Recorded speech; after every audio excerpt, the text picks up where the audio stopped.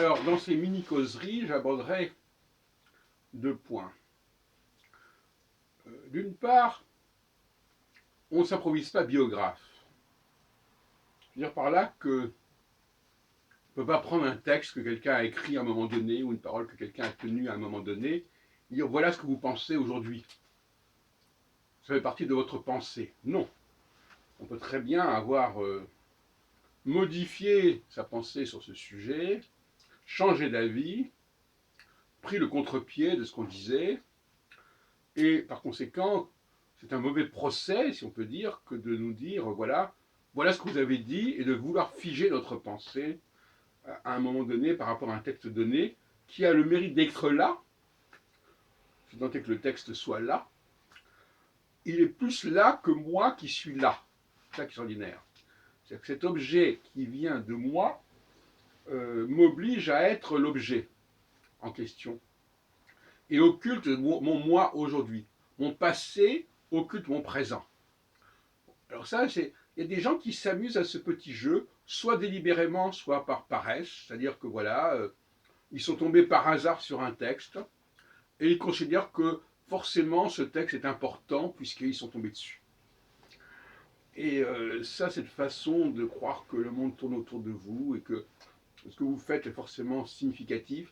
Donc voilà, quelqu'un a lu un texte que j'ai pu écrire ou entendu une parole que j'ai pu tenir, et par conséquent, pour lui, c'est certainement très important, très significatif, très déterminant, alors que ça peut être tout à fait secondaire. Peut-être que ce texte il a été remis en question le lendemain. Donc si les gens n'ont pas le sens de la chronologie au niveau de l'existence, la chronologie au niveau de la pensée, eh bien, il faudrait mieux de se taire. Et puis, deuxième point que j'aborderai comme ça, dans la foulée, je suis parfois mal à l'aise quand les gens discutent sur des mots, en disant, vous avez employé tel mot, et pas tel autre mot. Et si j'avais employé tel autre mot, qu'est-ce que ça aurait voulu dire? Cette dictature des mots, que les gens s'imposent à eux-mêmes d'ailleurs, encore une façon de figer les choses. On peut très bien imaginer des réalités complètement différentes désignées par le même mot, et le même mot désignant et des mots qui n'ont pas du tout le même sens. Étienne Klein, par exemple, que je suis assez bien, je trouve qu'il est à la fois physicien, philosophe, je crois qu'il a un rapport au langage qui est un peu problématique. C'est-à-dire, on a employé ce mot-là, on a employé le mot vide, on a employé le mot néant, donc c'est pas la même chose puisqu'on n'a pas employé les mêmes mots. Qu'est-ce que vous voulez que je vous dise? C'est n'importe quoi.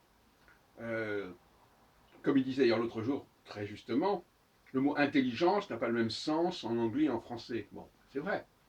Donc on voit bien que le même mot ne renvoie pas forcément à la même chose.